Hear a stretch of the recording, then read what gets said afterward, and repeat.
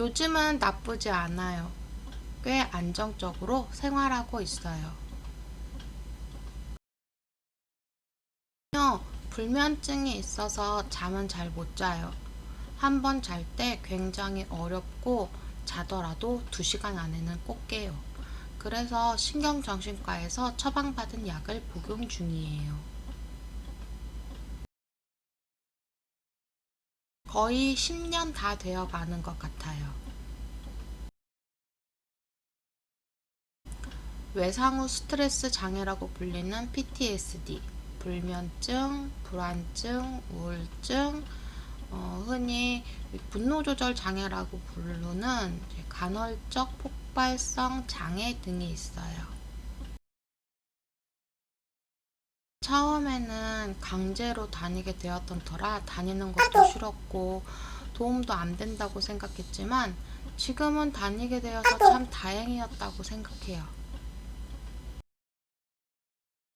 해도 제 이야기를 할 곳이 없어서 혼자 쌓아두고 있었거든요. 누구에게도 이해받지 못한다고 생각했기 때문이었죠. 지금은 제 피해를 이야기하고 손을 내밀 용기도 생겼다고 생각해요.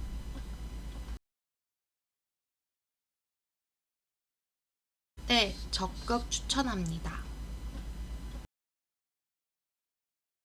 가해자가 절 찾아내지는 않을까 걱정되긴 해요. 제 아버지입니다. 네, 현재는 연락이 끊긴 상태예요.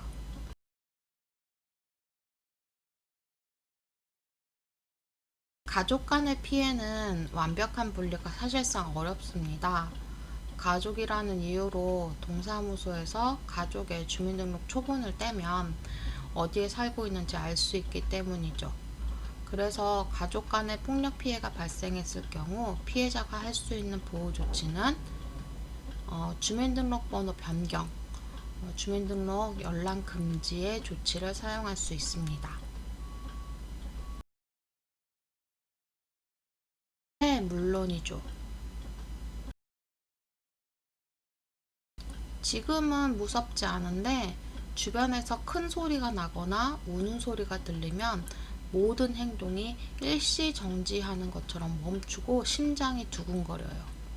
누군가가 막고 있고 그래서 울고 있다는 생각이 들거든요. 그리고 제가 당했던 피해들이 떠올라요. 생각나는 가장 큰 피해 사건? 사실 크게 2가지가 좀 생각이 나는데요. 물론 이제 여러 가지가 많이 있지만 제 몸에 흉터가 남아있는 사건은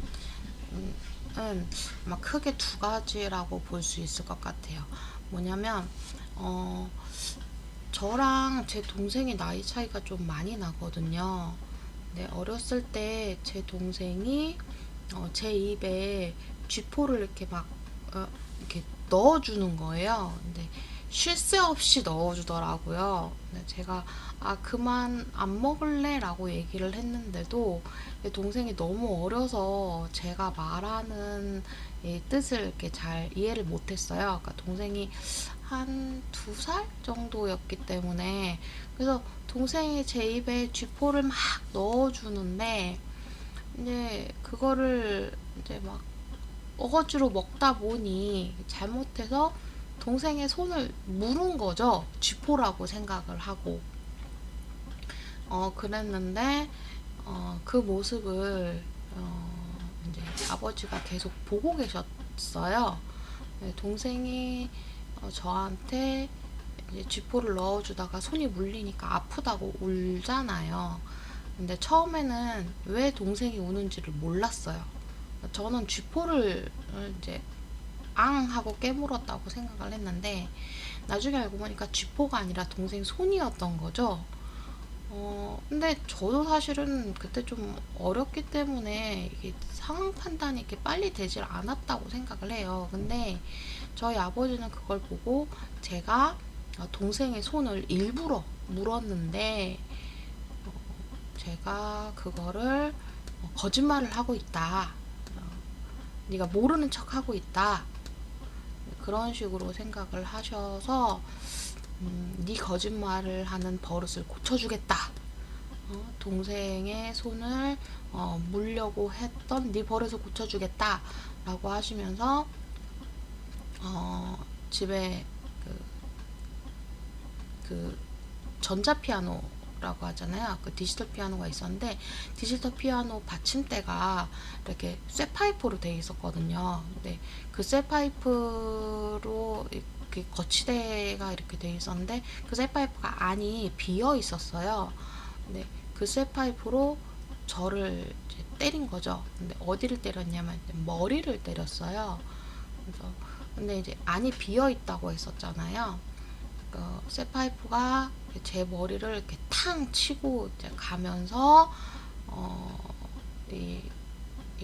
그 머리 앞쪽에서부터 머리 뒤쪽까지 쇠파이프가 긁고 간 거예요. 근데 그래서 지금 이제 왼쪽으로 가르마를 만약에 타면 흉터가 이렇게 보여요. 이제 그 당시에 아버지가 이렇게 딱 때리고 제 머리에서 피가 확 터졌는데 그래도 폭력을 멈추지 않고 계속 때렸어요. 그래가지고 피가 줄줄 흐르고 결국에는 이제 어머니가 주변 사람들의 도움을 받아서 저를 데리고 응급실로 갔죠. 응급실로 갔는데 여기를 꼬매야 되는데 꼬매려면 그 부분을 머리를 이렇게 밀어야 된다는 거예요. 근데 그 당시 저는 이제 머리를 밀면 이제 학교 가서 친구들이 놀릴 것 같더라고요. 그래가지고 완전히 꼬매진 않고 이렇게 좀 이렇게 뭐 응급조치 정도만 하고 집에 왔어요. 그랬는데 아버지가 네가 별것도 아닌데 아프다고 쇼를 한다 그러면서 이제 또 혼이 났죠. 물론 그때는 맞지는 않았지만은 거의 이제 무릎 꿇고 앉아서 한 두세 시간 정도 설교를 들었던 것 같아요. 근데 이제 머리를 다쳐서 왔으니까 정신이 사실 몽롱해서 아버지가 뭐라고 얘기하는지 하나도 기억이 잘 안 나거든요. 근데 아버지가 계속 뭐 붙잡고 이제 야단을 쳤죠. 사실 어머니 같은 경우는 저를 도와주실 수 있는 상황이 아니었어요. 어머니가 저를 도와주려고 하면 아버지한테 또 어머니도 이제 맞았기 때문에 계속 그런 상황이었고 또 그거 말고는 이제 또 이건 더 어렸을 때 얘기 같은데 한 8살 정도였던 것 같아요. 그랬는데 그때 저희 집이 조금 많이 좀 뭐 시골집이었죠. 시골집이었고 좀 꽤 가난한 편이었거든요. 근데 그때 이제 연탄을 떼고 있었어요. 근데 옛날에는 연탄을 떼면 그 위에 그 큰 가마솥을 올려놨어요. 그래서 가마솥에 이제 물을 채워놓고 이제 이렇게 연탄불에 이렇게 데워지면 이렇게 물이 가마솥에 있는 물이 이렇게 파글파글 끓거든요. 그러면 그 물로 뭐 빨래도 할 수 있고 설거지도 할 수 있고 뭐 여러 가지로 썼어요. 근데 그 가마솥이 있던 그 자리 뒤쪽에 제가 가지고 놀고 싶은 소꿉장난 놀이가 있었어요. 그래서 그걸 가져오고 싶었거든요. 그래서 엄마한테 그거를 좀 갖고 오고 싶은데 도와줄 수 있냐 뭐 이런 식으로 물어봤는데 아버지가 네가 갖고 와라 그랬는데 제가 그 가마솥이 있는 부분을 넘어서 가야 되니까 좀 무섭잖아요. 넘어질 것 같기도 하고. 그래서 이제 거기를 이렇게 지나질 못하니까 어, 엄마한테 재차 도와달라, 나 무섭다, 엄마가 꺼내줬으면 좋겠다, 이렇게 얘기를 했는데 이제 아버지가 네가 어른을 시킨다, 버릇이 없다 해서 가마솥으로 저를 밀어 넣었어요. 그래서 가마솥이 뚜껑이 이제 옆으로 꽝 하면서 떨어지면서 제가 가마솥으로 이렇게 앉으면서 넘어진 거죠. 근데 물이 파글파글 끓고 있는 상태였으니까 엄청 뜨겁잖아요. 그래서 바로 눈물이 막 펑펑 나고 막 뜨겁다고 살려달라고 도와달라고 그렇게 얘기를 했는데 아버지가 네가 일어나라고, 네가 직접 일어나라고. 그래서 어머니도 도와주지 못하고 결국 그냥 그 상태로 계속 좀 한동안 끓여졌던 것 같아요. 저는 그 시간이 어느 정도 지났는지 모르겠는데 그냥 되게 끓여졌던 기분이 나요, 제가. 그 솥에서. 왜냐면 지금도 그래서 이제 그 배에서 가슴 바로 밑에 쪽, 그러니까 거의 한 윗배 정도에서 이 허벅지 정도 이렇게 솥에 이렇게 앉혀졌으니까 거기까지가 이렇게 화상 자국이 있어요. 어렸을 때는 그 화상 자국이 되게 심했는데 지금은 이제 어른이 돼서 이제 몸이 좀 커졌잖아요, 어렸을 때보다. 그러니까 상처가 조금 옅어지기도 했고 그 이후로 또 제가 흉터를 조금 없애고 싶어서 피부과라든지 이제 좀 다녀서 지금은 상처가 그렇게 많이 보이지 않는데 사실 그 뭐 아직도 자세히 보면 남아 있어요. 그런 피해들을 입었던 게 기억이 나요.